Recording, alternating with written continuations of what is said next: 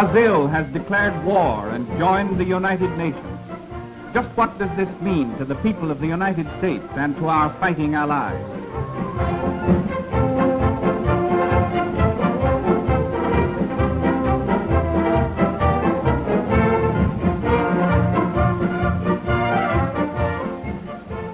We have gained a powerful new friend in Brazil.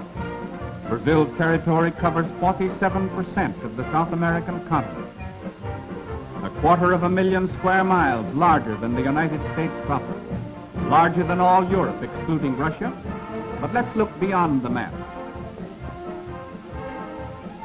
How can Brazil and her people help us to win the war?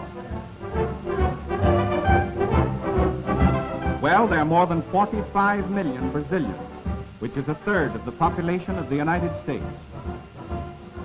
We have been friends in times of peace as well as in times of war. Once before, the people of Brazil proved their friendship for the people of the United States in a time of world crisis. That was in 1917.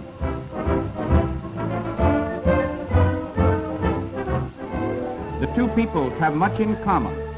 Like ourselves, the Brazilians are very cosmopolitan in character. They are a progressive people with a constitution that guarantees protection to all workers and modern social legislation.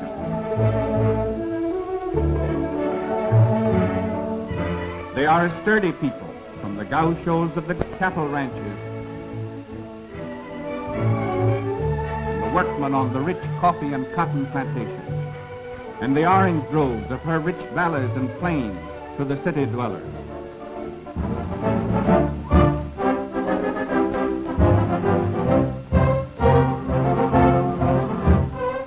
These Brazilians are in the war all the way. All males between the ages of 18 and 40 are now subject to military duty. An army of 3 million soldiers can be raised without affecting vital industrial activity. Brazil is a land of picturesque and beautiful cities. Its capital is famous throughout the world as a center of culture and the arts. Rio de Janeiro, which means River of January, was named for the month in which it was discovered by a Portuguese explorer in 1531, nearly a century before the landing of the Pilgrim Fathers. Today, Rio is a modern city of more than 2 million population. Its municipal theater is one of the finest opera houses in the world.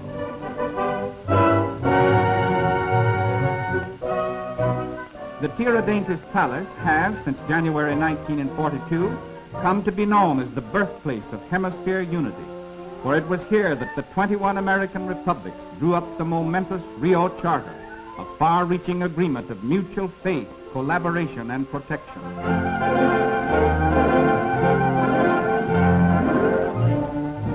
Brazil's merchant fleet is the second largest of the Western Hemisphere, surpassed only by our own. And despite torpedoings by Axis submarines when Brazil was still at peace, these ships will prove invaluable in transporting raw materials to the United States and convoying military equipment to distant theaters of war. Her navy is not large as compared to those of the United States and Great Britain, but it is modern, splendidly officered and manned, and eager for action against our common enemies.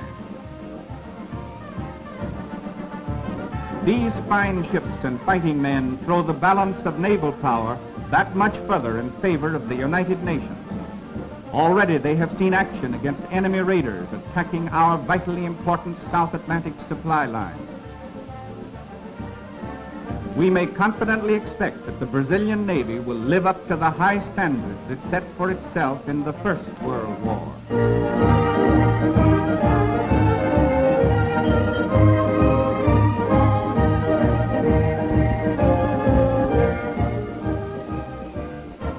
Backing up its navy is Brazil's large and rapidly growing air force.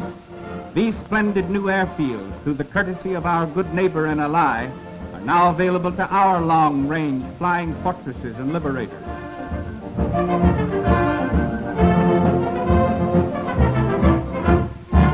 The efficiency of Brazilian fighting planes and the marksmanship of her pilots has already been admirably proven against marauding Axis submarines pursuing their campaign of terrorism off of her more than 4,000 miles of coastline.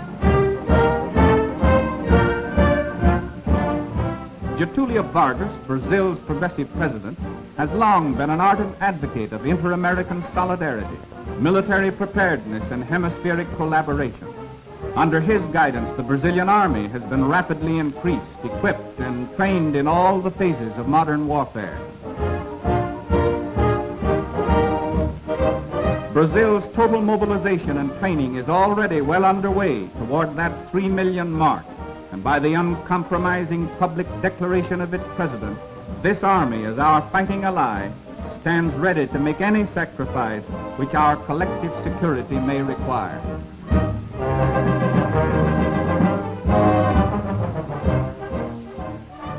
Under government supervision, Brazil is now manufacturing modern aircraft.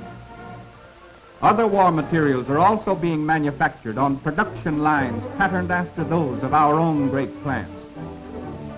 As an industrial country, Brazil ranks second to the United States in the Western Hemisphere.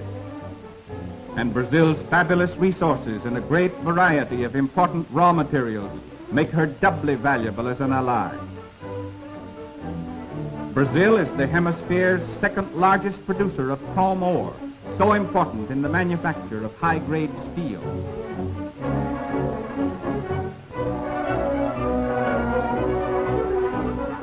These war factories in the United States use large quantities of Brazilian manganese, highest-grade iron ore, zinc, nickel, and other minerals essential to the manufacture of tanks, machine guns, warships, and other necessities of modern warfare.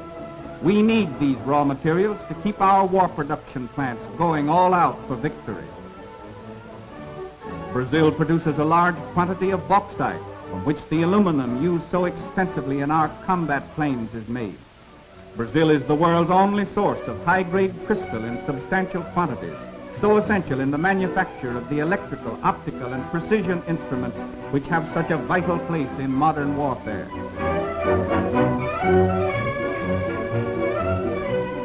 She is also one of the world's largest producers of industrial diamonds, used in cutting the hard metals from which machine tools are made.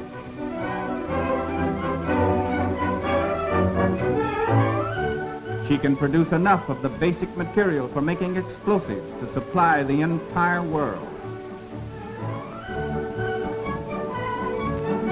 We all know that Brazil leads the world in the output of coffee, but far more important in wartime, the great jungle forest of the Amazon Valley is the cradle of the rubber industry.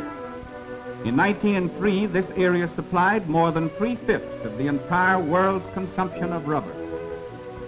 The seeds of rubber trees such as these, smuggled out of the Amazon country, shifted the rubber production of the world to the Far East.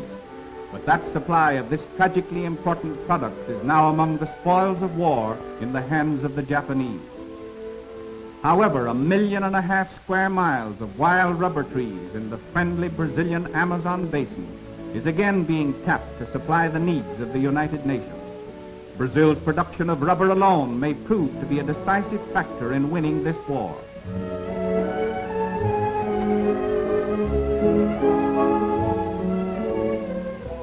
Yes, Brazil brings much to the Allied cause. Not only the weight of her resources and manpower, but the militant spirit of her people and the reaffirmation of her friendship for the people of the United States, a friendship which we welcome with gratitude and which shall never be forgotten.